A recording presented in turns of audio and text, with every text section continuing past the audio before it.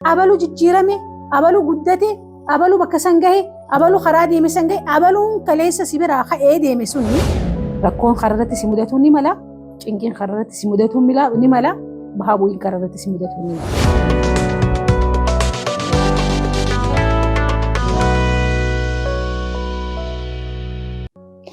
Ashamaa daawwattoota kiyya bakka jirtan marattu nagaa fi guddinaa fi rahmata rabbiitiin isiniif hawwa. Egaa akkuma beekamu sagantaan teenya sagantaan Su'aad Mukhtaar sagantaa hubannoo muuxannoo fi akkasumatti jiruuf jireenya irratti bal'inaan waliin haasawinu.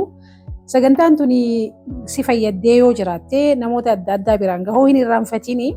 Saniifuu achis sagantaa teenya tanaaf subscribe godhuu akkasumatti laayikii fi koomentii irratti keessattuu waan irraa barattee fi yookaan waan si mudate yoo jiraate jala nuu kaayi yoo iyyaa ammallee. Egaa sagantaan teenya tanarraan tanaa akkamitti jiruu tante keessatti takka takkaan isteeppiidhaan milkaa'uu dandeessa yookaan karaa milkiidhaa akkamitti deemamaa waan jiru irratti si wajjin haasawaa jechuudha. Akka gaariitti qophaa'itii buna kan kibita dura dhaggeeffadhu maaliif seete yeroo hedduu milkiirraa namoota hedduutu haasawaa. Arraan tana osoo ijoollee takkaan wajjin haasawutti jiru himaan naan jedhan seetan namni lamaa naan jedhan hayyeen jeen tokko gowwaadhaa naan jedhan tokko immoo qaruuteedhaa naan jedhan hayyeen jeen gowwaan kamiin jeen gowwaan warra milkiidhaaf galgalaa ganamni deemu sun bari isaan hundinuu gowwaa naan jedhan warri qabeenya qabu kun warri milkaa'e kun hundinuu gowwaa naan jedhan hayyeen jeen warri qaruuteen ammoo tattaa'ee haasawaa naan jedhan.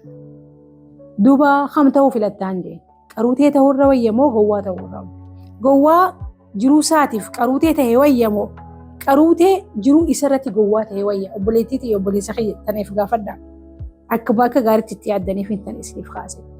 So maaliifin kana kaase jettan seetan yeroo hedduu hojii hojjechuu barbaadda, jijjiiramuu barbaadda, fooyya'uu barbaadda.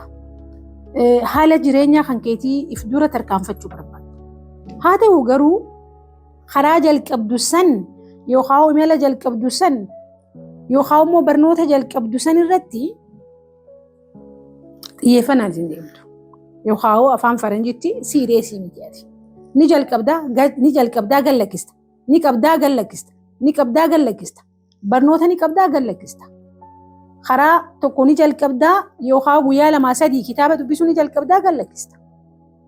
Har'arraa jalqabee hiriyoonni hiyyakanii yeroo hundaa'u usaniitu manaa wajjin haasa'umaa fi bashannanuu qofaaf na barbaadan mee yeroodhaaf na barbaachisan isaanis garuu yeroodhaaf mee guyyaa lamaa sadii kophaa tiyyataayitiin keessattuu akkuma beektan bara dhumarra jirra. Yeroo bara dhumarra jiru kana keessatti namoonni hedduun rizooluushinii amata haaraa hundi keenya ni qabna maaliif jennaan ji'a 12 dabre kana irra deebi'uu waan hin barbaanneef waan karoorfannuu qabna hundi keenya waa xiqqaatu guddatu. Saniifuu hiriyoota kiyya kanarraas xiqqashoo yeroon fi waa dalaguu barbaaduu fi yeroon fi waa dubbisuu barbaaduu fi yeroon fi jiruu tiyya keessattuu xiqqoo fi waliin akka gaariitti haasa'uu barbaadu irraa hin maquu qabaa jettee fi wajjin haasa'udha. Ogguun fi karaa maallaqaas dhufne gaafa damooza fudhatte yookaan guyyaa mindaa kan kee fudhatte yookaan guyyaa akka gaariitti waa gurguratte yookaan guyyaa waan kaleessan arkattee maallaqa sanii wajjin disipiliina ammarraa jalqabee yoonii fi ol kaayyadde malee jettee fi wajjin haasa'udha. Ammoo ni jalqabdaa miti ni dhiiste san boodan. I don't know torbaan tokko torbaan lama waan haaraa takka waan na fooyyessana jijjiira. Jijjiirama ati barbaaddu sanitti karaa ati barbaaddu san haruma feeteenuu roguma feeteenuu niin deemaa achiin gahuu barbaadaa jettee ogguun fi ati imala kan kee jalqabdee ni dhiista. Maaliif dhiistani beektaa? Dhugumaani jiruu tantee san irratti ati siiriyeesii miti. Yookaan jiruu tantee san irratti jijjiirama barbaaddu san irratti bikka ati barbaaddu san irratti keessa kan keetti dhuftee barbaadaa hin jirtu. Maaliif seetaree maaliif hin jaani beektaa? Ani sadarkaa feetirra jiraadhu obboleettiitii obboleessa keenya. Qabeenyaanis haa ta'u, beekumsaanis haa ta'u, muuxannoonis haa ta'u, yoonii fi imalli kan kee kaleessarraa irra fooyyachuu barbaadde, irra boru fooyyachuu barbaadde, waan jalqabdee takka irratti qabdee gallakkisuun, jalqabdee dhiisuun, san booda maal jettanii beektaa? Bar jalqabeetiin jiraanii, ani bar jiimii jalqabeetiin dhiisee naan jedhu. Jiimii jalqabdee yoo kadhiistu taate waan ati dhiifteef ni beektaa? Waan siireesii hin ta'iniif. Fayyaa teetirratti yoo haa'ummoo imala jalqabde imala qaama kan keetiif yaaddee jiimii jalqabde sanarratti yoo siireesii hin ta'inaati. Akkamitti jijjiirama barbaadu san fidde akkamitti sukkara ofirraa ittiste akkamitti dhiiga danfaa ofirraa ittisuudhaaf yaaddire. Saniifuu irra hedduun namaa akkamiin yaadanni beektanii wanta akkanii jalqabnaa hunduma keenyaa beeke uumamuma ilma namaati. Haa ta'u garuu nuti ogguunii fi hubannoo irratti arganne irraa jijjiiramuudhaaf yaaluu qabna. Maaliif jennaan irra hedduun namaa abaluu jijjiirame abaluu guddate abaluu bakka san gahe abaluu karaa deeme san gahe abaluun kaleessa si biraa ka'ee deeme suni waan atiin godhin godhe maal jechuudha just simply serious ta'e jiruu sarratti injifannoo sarratti jiruu isa laallattu irratti jiruu namarratti miti jiruu mataa isa irratti jiruu inni barbaadu san irratti jijjiirama barbaadu san irratti bifa kan kee jijjiiruudhaaf qaama kan kee jijjiiruudhaaf ati sammuu tantee jijjiiruudhaaf xiisha kan kee galii tantee jijjiiruudhaaf yoo serious taate yoo nifin tokkoffaan bahaa bara kana tokkoffaan bahu yaadaa jettee yaaddee khala lafaa akka gaariitti karoorfattee lafaa kaatu taate then be serious. Irra hedduun ilma namaa irra hedduun keenya nuti keessattuu akka hawaasa kiyyatiin isin wajjin dubbatutti jira. Waa jalqabdaa waan jalqabde san fakkeenyaaf amma dhiyeenya kana faashinni haareen dhiyoo tana ture maali horsiisa horiiti. Horsiisa horiitiif hin deemaa horsiisa lukkuutiif hin deemaa naaf ijoolleen hedduun waan ijoollee hedduudha wajjin ijoollee dargaggeessa wajjin yookaan shamarranii wajjin yeroo hedduu wal arguuf karaa miidiyaa xiyyaatiinis gaafilee adda addaa waan na gaafataniif nin haasawa isaanii isinii wajjin miti guuniif hin haasawe bar horiin horsiisuu deemaa bar lukkuun horsiisuu deemaa bari daldala xiqqaa tokko nin dhaga'e isinirraa yookaan immoo deemtee ijoolleen gariin gorsa san fudhattee dukkaana san banti yookaan karaa san jalqabdan karaan sun hogguu xiqqashoo oloon isinitti jabaatte. Gooni fi xiqqashoo isin fattane komfort zoonii keessan keessaa akka isin baatan yoo barbaade ifirratti dalagaa dhiiroo maalii bakka tamtuun irraa irratee anaaf badii qabamoo lakki ati badiin qabdu akkasii yaanna obboleeyyan kiyya. Wannummaan sagantaa tana isiniif qopheessuu akka ati dhaabbattee keessa kan kee kana fattashtee aniin kun dhugumattuu karaan jalqabe san karaa imalli nan jalqabe imalli daldalaa kan nan jalqabe sun na barbaada. Imalli guddinaa imalli milkiidhaa kan nan jalqabe sun na barbaada.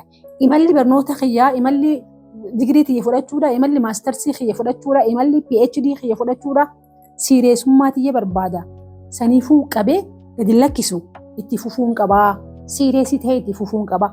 Maaliif jennaan pirinsipilli milkiidhaa tokkumaa fi tokko sunis maali jiruun addunyaa xiqqoon qabdu hojuun xiqqaa hin qabu.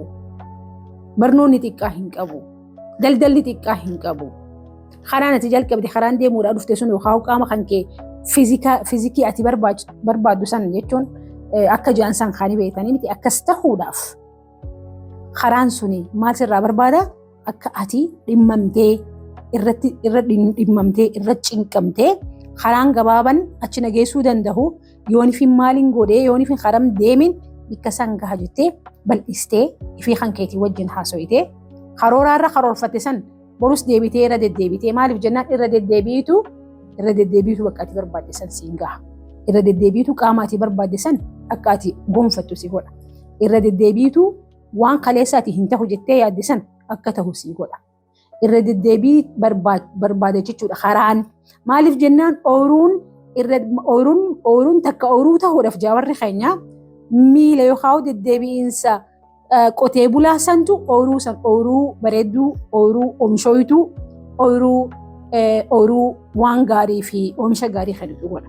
Saniif obboleettii ta'e obboleessa kiyyaa ati waan jalqabde san irratti yoo milkeessuu barbaadde yoo milkeessuu hin barbaanne faallaa isaa godhi yoo milkeessuu immoo barbaadde maal godhi akka gaariitti siireessii tahite karaa jalqabde san wannummaan fedhee yoo si mudate if duba hin deebiin if dura malee rakkoon kararratti si mudatu ni mala cinqiin kararratti si mudatu ni mala bahaa bu'iin kararratti si mudatu ni mala san bira dabartee siireessii taatee jiruun tun teeti dhimmi sunis keeti barnoonni sun keeti hojiin tun teeti akkasii miti ka qaama hir'isuu barbaadus qaama keeti ka karaa dheeraa deemee bakka barbaadu saniif tashatee waan isa barbaadu godhuu qabu sun si.